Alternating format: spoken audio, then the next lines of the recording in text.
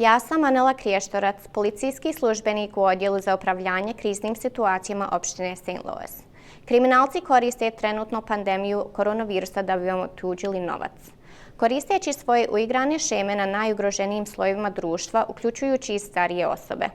Lažna obećanja o zaštitnoj medicinskoj opremi, priče o unucima kojima je prijeko potreban novac i lažne dobrotvorne organizacije sa tvrdnjama da pomažu ugroženima od koronavirusa su samo neki od primjera prevara koje se trenutno dešavaju. Ne dozvolite nikada da neko vršeći pritisak na vas prisili vas da odmah donesete odluku o vašem novcu.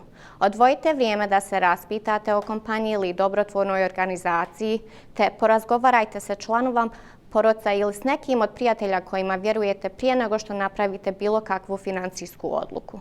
Prijavite sve pokušaje prevare Uredu za zaštitu potrošača Generalnog državnog tužioca Mizurija na telefon 1800 392 8222.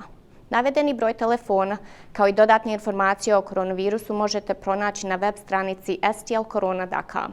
Prebrodit ćemo ovu poteškoću zajedno.